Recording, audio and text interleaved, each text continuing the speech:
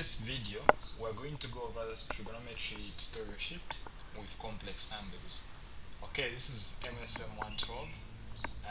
So anybody who wants to review trigonometry and complex numbers, you are welcome to this tutorial. So here are the questions we're going to answer. Okay, so you can see question 1, find the quadrant that contains the terminal side of theta given the condition is true. Question 2, want to move from degrees to radians. Question 3, want to find the exact values without using a calculator or a table. And then want to find the missing trigonometric functions for 4. Want to simplify for question 5, question 6, identities, question 7.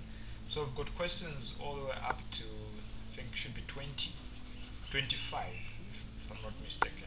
So we're going to handle all these questions. So there is a PDF of solutions accompanying the video on our site. The link is in the description below. Okay, let's just proceed. We want to find the quadrant for question 1. We want to find the quadrant that contains the terminal side of theta given the condition is true. Okay, so if you're new to trigonometry, you want to access or learn trigonometry from the basics, you can actually just use the link in the description below to our site. Okay, so I'll assume you already know the basics here and we'll just proceed to that. So secant of theta, we believe by now we know what secant of theta is. Secant of theta is, that's 1 over cosine of theta. So when we say secant of theta is greater than 0, what we imply is it's a positive, right? When we say it's greater than 0, it's a positive. Okay, so we should know quadrants already at this time. Okay, so the first quadrant all are positive. In the second quadrant, so we say all students take calculus, right? So sine is positive in the second quadrant, tangent is positive in the third, cosine in the fourth. All the three are positive in the first quadrant. So where is cosine positive? Where is cosine positive? So it's positive in the fourth quadrant, and then since they are all positive in the first, we can say for the first part, when we're talking about secant of theta, since we're talking about secant of theta being greater than 0 and also tangent of theta as the other condition being greater than 0, I've indicated that if you look at the quadrants, so I've said all students take calculus or Coca-Cola, whatever you want, you can easily remember. So for secant, since secant implies 1 over cosine, where is cosine positive? So cosine is going to be positive in the fourth and the first quadrant, so the first and fourth quadrant. And then for the other part, in which quadrant is tan greater than 0? In which quadrant is tan positive, number 10? So as well, the first, since they are all positive in the first, and then in the third quadrant. So now if we go back to the question is find the quadrant that contains the terminal side given the condition is true. So if we were to look at this, looking at secant of theta greater than 0 and tangent of theta to be greater than 0, combining the two conditions, the only common answer is what? The first quadrant. So the first quadrant is common, so that's the answer for the first one. So with the basics I've given you, feel free to pause the video and try out B. Okay, try out B. So for B we've got cosecant of theta greater than 0. Cosecant of theta is the same as 1 over sine. So where is sine positive is the question. So I won't draw a quadrant, so pause the video. Where is sine positive? So we said in the first quadrant they are all positive, so sine itself is positive in the second quadrant, since we said all students. So that's for the first part. The second part, cotangent, is the same as 1 over tangent. So in other terms, we're still looking at tangent. Where is tangent positive? It's still the first and the third. So again, for second, only first quadrant is the common answer. Finally, look at the last one, cosine, cosecant. So cosecant is still 1 over sine. Now, cosine of theta. So let me write that. Cosine of theta is greater than 0, and then cosecant of theta is less than 0. If I bring back the quadrants, very important, all students take calculus.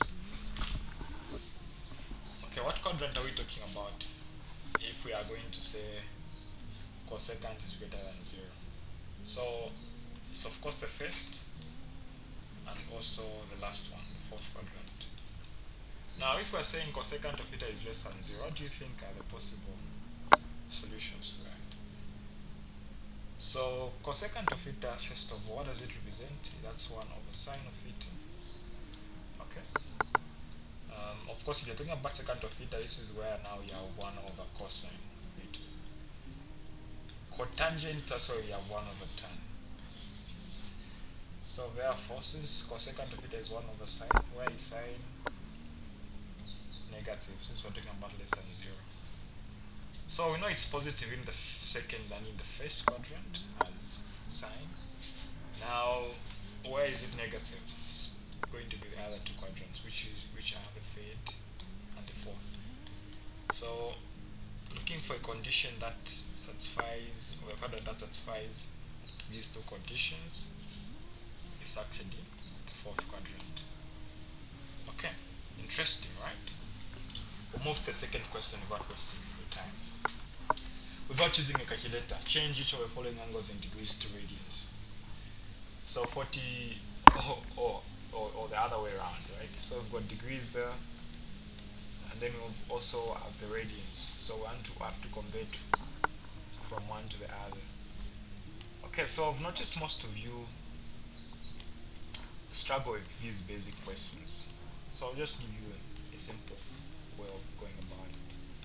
If you've got 480 degrees, the easiest way of converting radians to radians or vice versa is just by either multiplying by pi over 180 or the other way around, 180 over pi.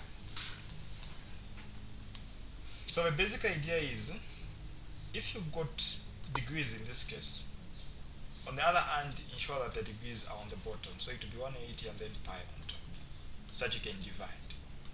If you add 2 pi, ensure that as you're multiplying, the pi should be on the bottom and then 180 to the top, so that you can have pi dividing. 2 times 180 gives you 360, and that's actually true. The same concept will be applied to what we have. So on the next step, we can just have 48 degrees pi over 180. Oh, the 180 has gone, so it's now 18. You want to now find the common factor, right? You can divide by 6. 6 into 18 is 3 times. 6 into 48 is how many times? I know in 36 is 6 times. If I add one more 6, so I'm going to have 42. That will give me 7 times. If I add 6 more, that will be 48. That's 8 times. So it's 8. So therefore we've got 8 pi over 3 as our answer there for the first one. Okay, pause the video and try out B. 10 pi over 3.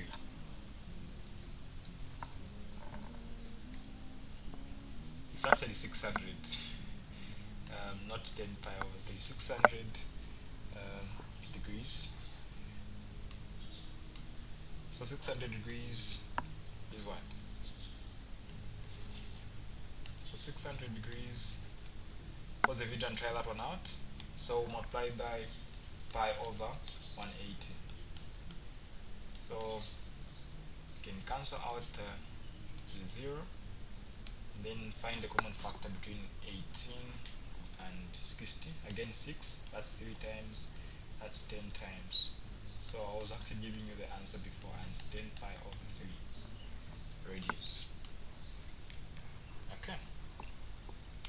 equally, even if you had negatives, negative 450, you do the same.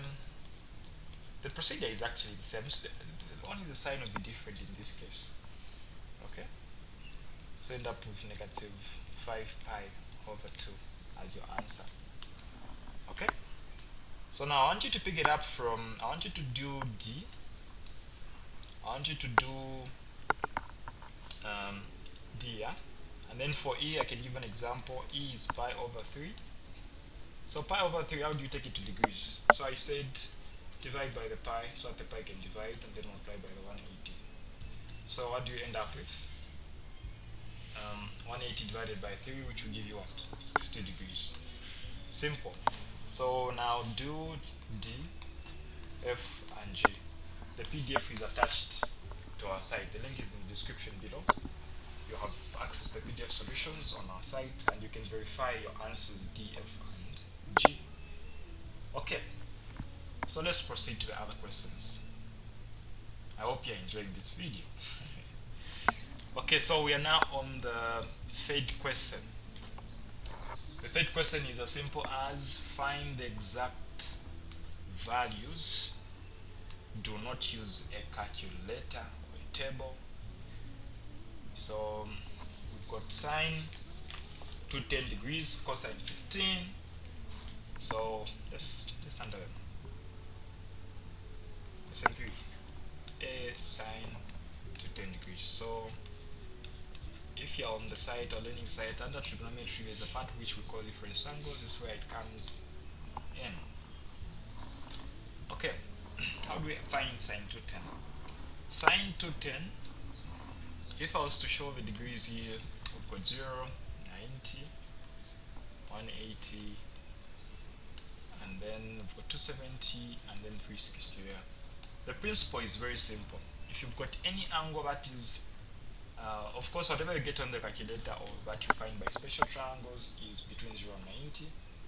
If you want to find the angle in the second quadrant, subtract from 180 since it's less than 180. If you want to find the angle in the third quadrant, add to 180. In the fourth quadrant, subtract from 360. We only deal with the x-axis in simple terms. So if it's before, subtract. If it's after, add, and whatnot. Simple. Yeah, let's work with that. So where is 210? 210 is after 180. Okay, so subtract 210. In this case, we're going to subtract, of course. 210, we remove the 180, which will give us what? It will give us a 30. So we have sine 30. Now we do the addition if we are moving from the smaller angle and then trying to find the bigger angle. That is if we had 30. Okay, and then we say find the other possible solution. That's when you say, okay, if I want to find the answer in the third quadrant, I need to add 180. So if you add the 30 to 180, you will end up with a 210. Now if you have the 210 already in the third quadrant, you have to subtract the 180. Okay, that's the principle that I'm trying to use here. But then, is it actually true that if you get your calculator, sine 210 is equal to sine 30? Of course not. Sine 210, if you punch your calculator, if you have one, you can actually get it. You're going to get negative 0.5. Now how? This is now where the issue comes in. I already told you to say, oh, students. I already told you that. They all students, all our students take calculus, right? So sine is only positive in the first and in the second quadrant. So if we're in the third quadrant, it's expected to be negative. So sine 210 is negative sine 30. Sine 30 is positive, so it's going to be negative 0.5. Okay, I think I've already answered. Maybe we'll still need that. Okay, so we want to find the exact value of the answer. So we end up with negative sine 30 from the special triangles, which I believe you should be familiar with. If you have, you should watch a video about special triangles. Okay, again, it is available on our site under trigonometry. You can learn about the special triangles. Introductory video helps you to with that. So that's going to be 1 over 2 or negative 0.5, whatever you want. Okay? We can apply the same principle to find the second one.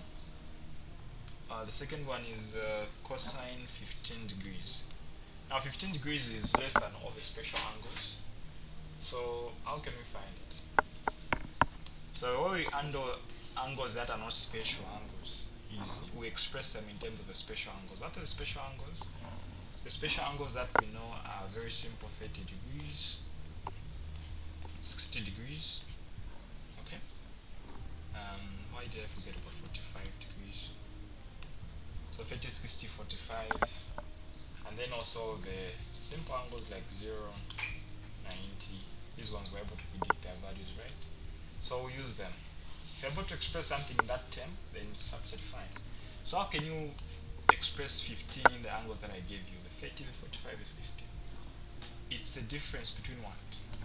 It's the difference between 45 and 30 degrees. Now, this now brings us again to the sum angle formula. So you need to know the sum angle formula, which you can also learn on our trigonometric course. Link in the description below. So I'll assume you know already. So cosine is something that I consider to be selfish in my explanation to help you remember.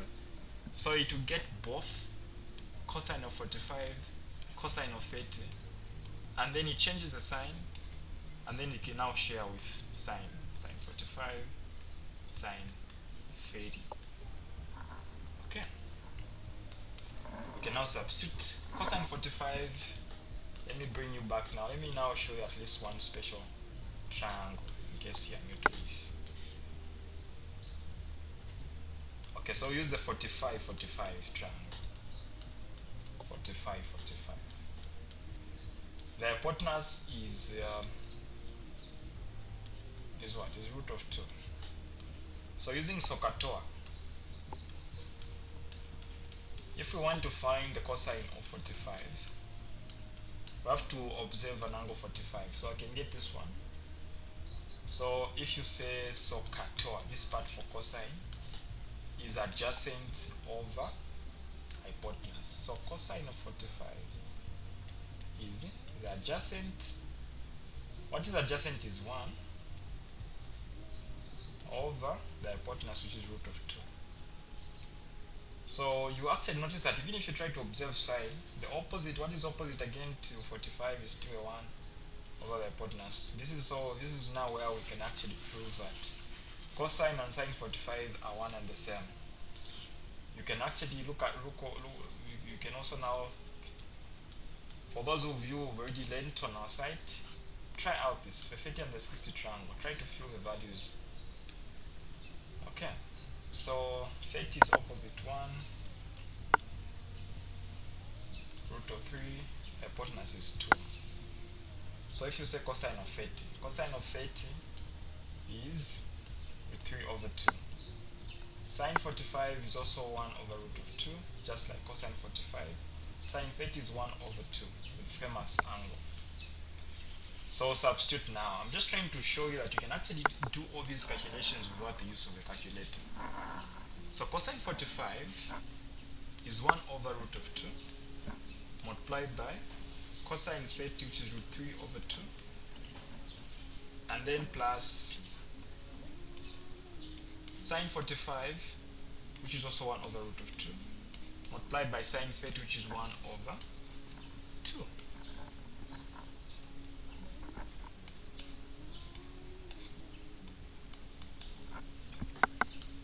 So if you multiply the top part here, you are going to have root 3 over 2 root 2, and then plus 1 over 2 root 2. You can come up with a common denominator if you want.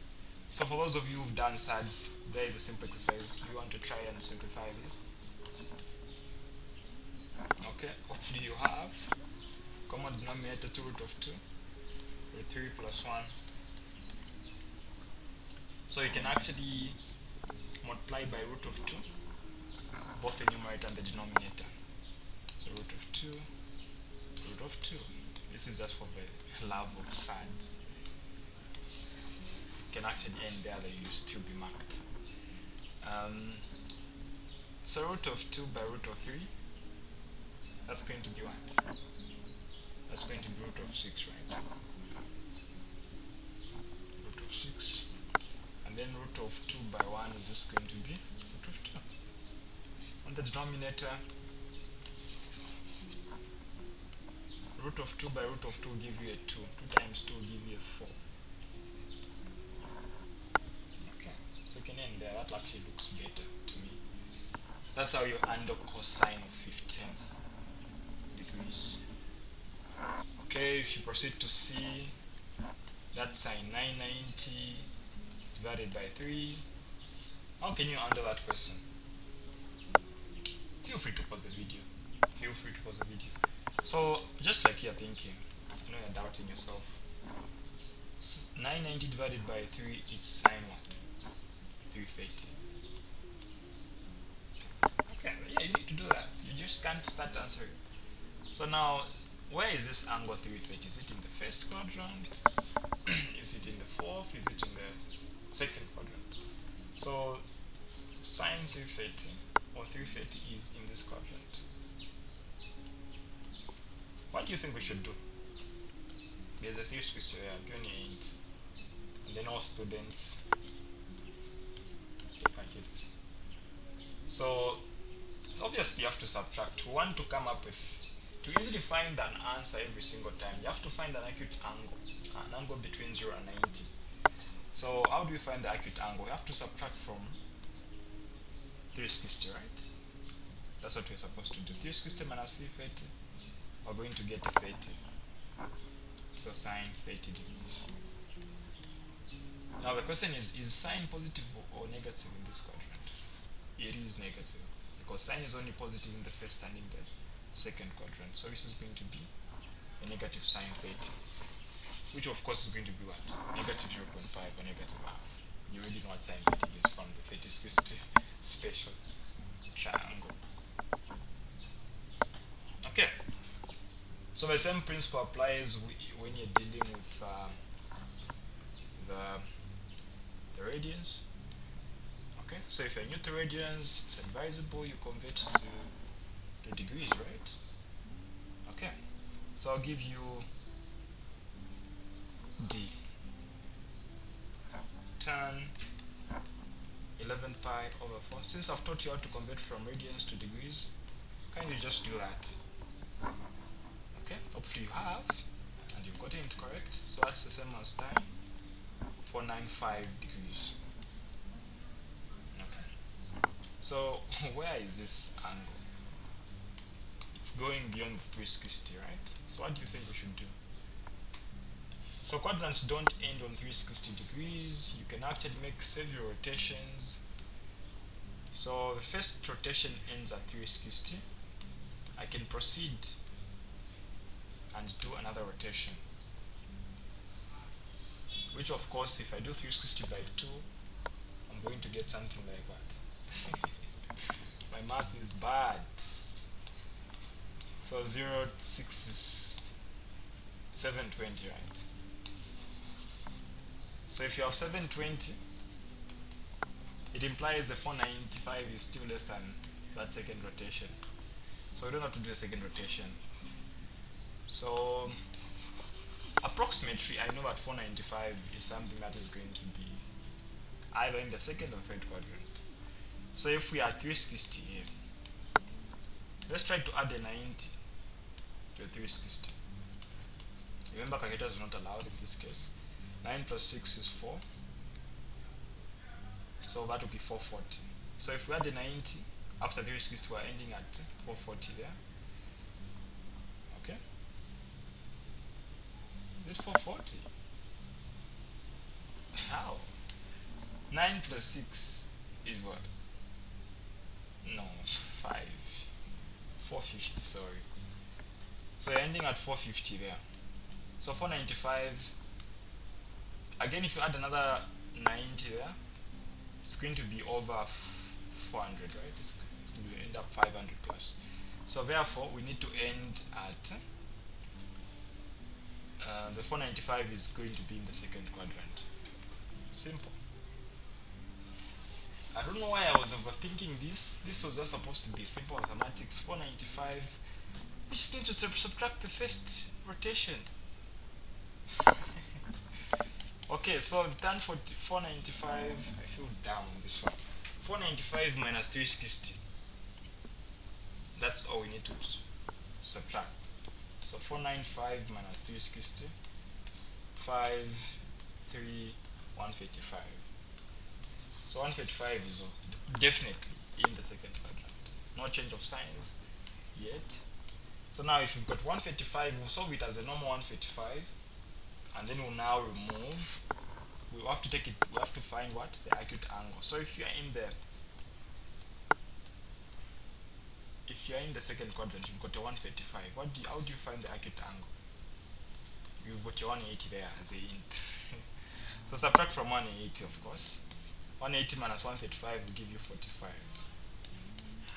Now the moment you go back to an acute angle, you have to ask yourself, is tan positive or negative in the second quadrant? Negative. All students take calculus. Only sign is positive in the second quadrant. So negative tan 45. Now I give you a hint again. I said cosine and sine are 45 are both 1 over root of 2. Cosine 45 and sine 45. And then we know that sine over cosine is tangent. So that's how we can easily remember that value to say it's actually a 1. So therefore you've got the answer of a negative 1. Now pause the video and I want you to handle these last two. 13 pi over 6 and then second negative pi over 4. Okay? So I'll leave the answers for this one in the PDF on the site. Verify your answer, and then for the sake of this one I'll just have to solve it in video form because we haven't done a similar question. So how do you handle the second negative pi over 4? Let's take it to a form that we are easily able to understand. Second negative pi over 4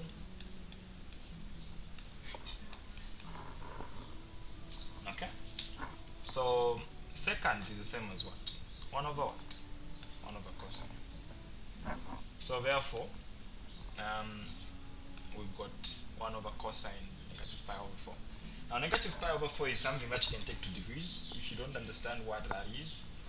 So convert negative pi over 4 to degrees. I've already shown you how to do that. If you have, you discover this is the same as sec negative 45. It's very simple. A pi is actually 180. So if you say divide it into 4 parts, you're dividing it into 45, 45, 45. So that's why we use. Now in the negative way. Okay? So if we now say 1 over cosine negative 45 is also trying to answer here. Now the easiest way we can handle such questions is by ignoring the negative in one sense. Ignore the negative first of all, and then just handle it as a simple question. So cosine 45, I already told you that is what? Let's see if you've got a good memory. So go to a 45 triangle and try to write what that is. So that is 1 over root of 2. Now the reciprocal of 1 over root of 2 is going to be what? It's just going to be root of 2. Reciprocal of 1 over root of 2 is just going to be root of 2. So your answer is root of 2. Now the question is it a positive answer or a negative answer? Remember we had to ignore the negative for us to easily find that. But then, whenever you've got a negative angle, just know that you're not moving anti-clockwise, because angles move anti-clockwise in that we measure them from the right to the left like that. Now if you see a negative, it implies we are going like this. Now if you measure negative 45 going down, you would notice that negative 45 is within the 4th quadrant where cosine is positive. All students take calculus, so the answer will still remain positive. If we had gone beyond that point, and let's say maybe we had negative 135, that of course would imply it would be a negative answer. Okay, I hope you understand. Okay, what an interesting question this was. Okay, how far have we come? Well, this is okay. This is shows what. Okay, I thought I was answering negative pi over 4, but then I was answering negative pi over 6.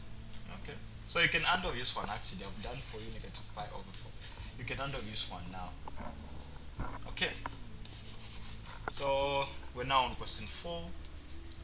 Question 4, we're trying to use the basic trigonometric identities to find the remaining trigonometric functions. And then question 5, we're trying to simplify the given trigonometric expressions to a single trigonometric function or a constant. Okay, let's get into this. So use the basic trigonometric identities to find the remaining trigonometric functions. So for A, we are told tan theta is equal to 12 over 5, and the terminal side of theta lies in the third quadrant. Okay, so we've given us an int. So ints can be given in different ways. One could be like explicitly stating to say the theta is in the third quadrant, or they explicitly tell you to say they give you such a condition. Okay, that should also be able to tell you which quadrant you're discussing in every case. Okay, so let me just copy this for you.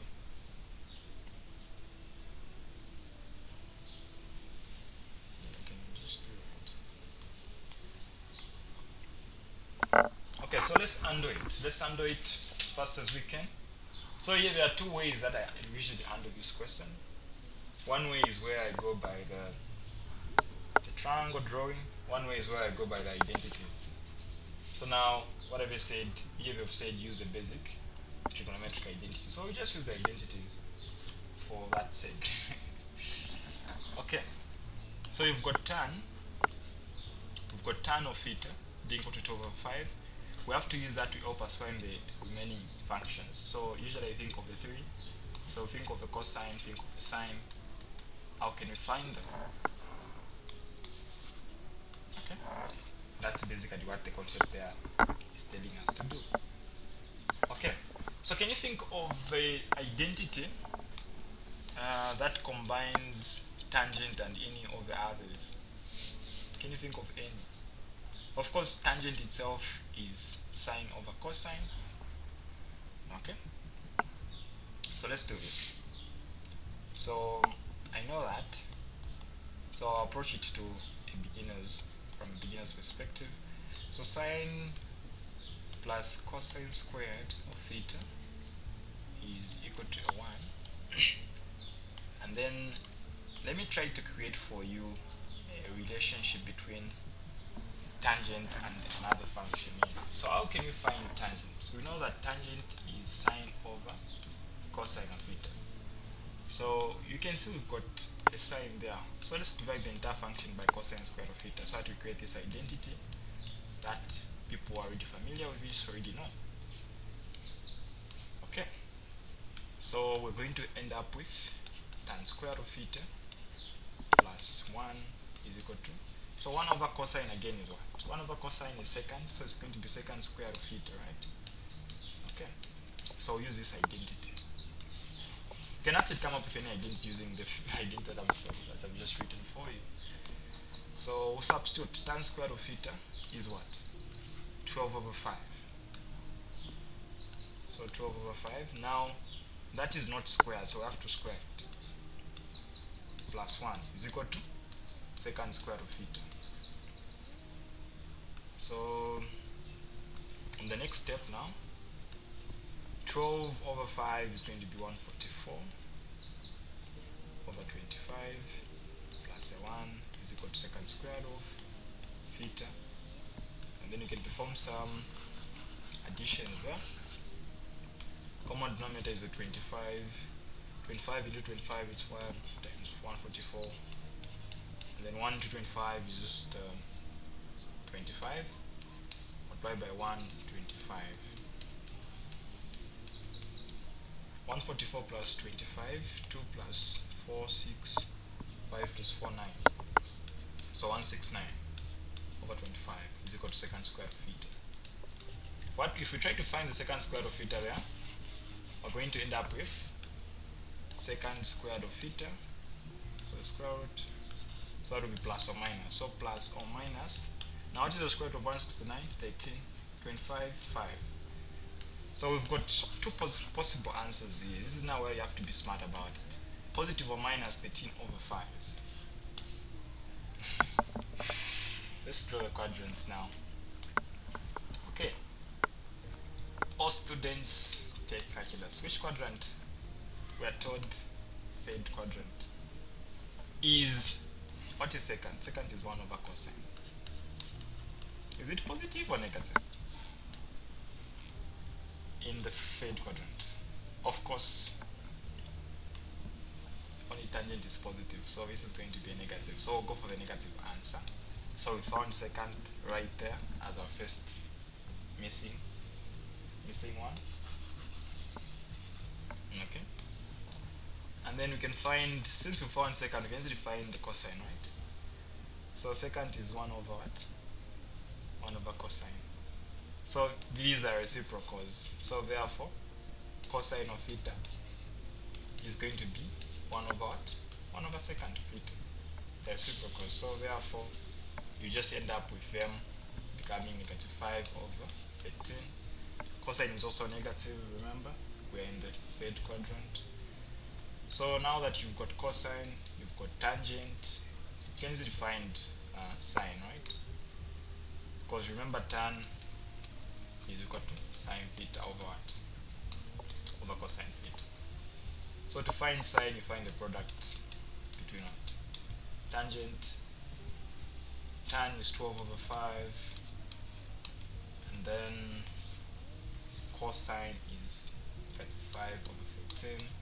If you multiply these, you're going to end up with what? Negative 12 over 13. The 5 we just divide. So this is our sine of theta. So sine of theta is negative 12 over 13, which can easily also help you get the cosecant of theta, which is also going to be reciprocal, which will be negative 13 over 12. The cotangent, which is just going to match up with the tan, right? Except it will be reciprocal. So notice that only the ones attached to tangent are positive, the rest are negative. Okay? So that's how you handle this question specifically. Okay? So now I want you to handle B, which I've solved of course in the PDF solutions on the site. You can easily have access to that PDF. Just go to our site, then to transcendedinstitute.net, and on that site you find videos teaching you or 4 courses: mathematics, chemistry, physics and biology, first year university or A levels. Okay, so there we are. Secant of theta less than 0. Secant of theta is 1 over cosine. So we're trying to say we're interested to find the values, which means the 2 conditions. Now, what are the 2 conditions that we're looking at here? The 2 conditions we're looking at is cosecant of theta is also negative. Cosecant of theta is 1 over sine. So it's already negative. Negative pi over 4. Negative pi over 4. So where is sine negative? Sine is negative either in the third or the fourth, because it's positive in the second quadrant. All students take calculus. So it's negative in these quadrants. Now, we're also looking for a condition where secant is also less than 0. So meaning that cosine should also be a negative. So the quadrant of our interest is the third quadrant. Are you able to use identities to help you handle that question? Give it a try. Okay. So pause the video and try to handle that. Okay. If you can't, it's fine. But you give it a try. That's what is important. Try. Okay. So go back to this identity, it will save you from a lot of stress. The good part about this one is you already have 1 over what? 1 over sine, because 1 over cosecant is 1 over sine, which is negative 5 over 4. So if you want to find sine, it's going to be reciprocal, which is just going to be what? If you make sine the subject, you end up with negative 4 over 5, right? So you can actually substitute in that identity to make cosine what? Subject. You find the value of cosine, choose whether it's supposed to be negative or positive. Of course, the value of cosine you should find should be negative 3 over 5. Okay. Find tan. I'll leave that solution in the PDF. Okay, so at least I've demonstrated how to go about it. The other way you can handle these questions is where you use a triangle. I can go back to the first one where they specify to say the terminal lies in the third quadrant. So you can draw something like this.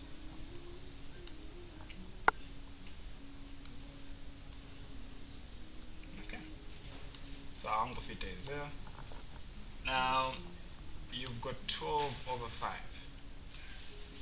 Now this is where you know that tan, if you go back to the SOHCAHTOA part, tan is that SOHCAHTOA, opposite over the adjacent. So the opposite is going to be 12,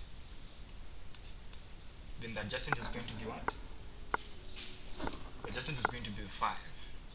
Of course, these are supposed to be negative based on the location of the third quadrant. If you look at the y-axis, the y and the x plane, yeah. Okay. So therefore, you can easily now use SOHCAHTOA to determine the other missing angles there. How? You can find, first of all, use the Pythagoras theorem to help you find the hypotenuse. 5 squared plus that, 12 squared, 144 plus 25, 169. The root of that is going to be 13. And then you can now use SOHCAHTOA to help you find the other angles, just like we did. Okay.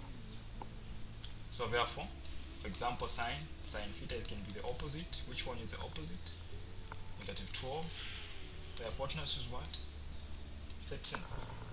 So you can actually see that this is actually what we found. Okay, so I've shown you. This is where we end for question 4. We'll get back. So we're now on question 5. Okay. So remember, all the solutions are in the PDF form. Okay. So let's get into question 5. We see how we can easily handle it. Question 5. So for question 5,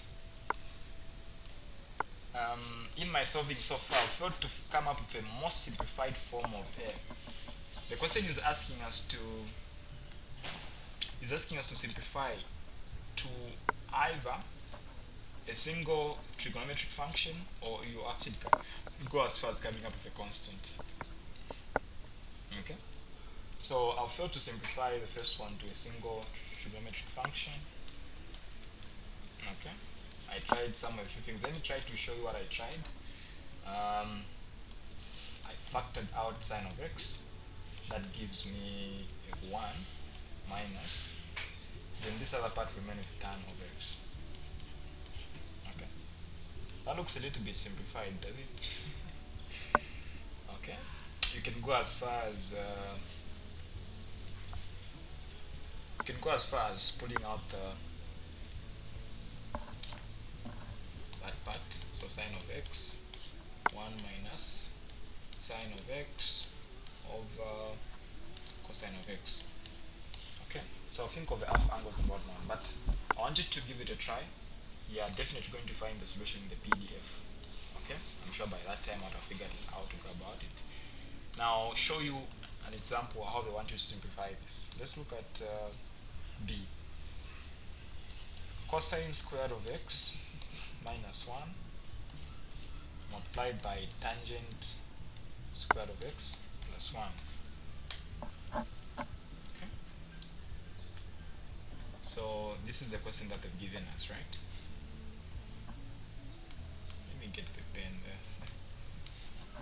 This is is the question they've given us. Product of that. Now you have to be smart about this. This is where we'll apply the principle of the identities. You already know that sine squared of x plus cosine squared of x is equal to 1. And then you also know that I showed you that you can actually come up with other identities by dividing. First of all, you can divide by cosine, which gave us the identity tan squared of x plus a 1 is equal to what? Secant squared of x. So you can easily see that that's what we're going to put there. Okay. Now, if you try to make the sine the subject here, you make sine squared of x to be a subject, you're going to end up with 1 minus what? Cosine squared of x, which is now the opposite of what we have, because we have instead a positive cosine. So this can be multiplied by a negative, and if you do multiply it by a negative, we'll have negative sine squared of x, cosine will become positive, and then the 1 will be a negative. So that part we have is the same as what? Negative sine squared of what? Of x. So just substitute that. So we have negative sine squared of x, and then we have secant squared of x. Okay, secant squared of x is the same as what? That's the same as 1 over what? That's the same as 1 over cosine squared of x. So you should already start thinking by now. Well, now you can simplify this. That's going to be 1 over cosine squared of x, which can now reduce to, if you multiply the 2, you end up with negative sine squared of x, and then you have cosine squared of x. Okay. So now going back again to that identity that we know of already, we understand we can convert the sine squared to cosine. So I don't like complicating the denominator, so I can do something with the numerator. Sine squared of x is the same as 1 minus what? Cosine squared of x, which if you distribute the negative, takes us back to what we almost had. So that's going to be a positive cosine squared of x minus 1 divided by cosine squared of x. And then at that point we can divide by the cosine squared of x. The first part will just be a 1, then the other part will be negative 1 over cosine squared of x, which of course can become 1 minus secant squared of x. That's a single trigonometric function with a constant present, simplified. Okay, that's exactly what they want us to do for the remaining ones. Okay, so now this is now where the free video ends. Sorry, this is where the free video ends. So if you want to access the full solutions to the questions, all these questions, you can actually just register on our site. The link is in the description below.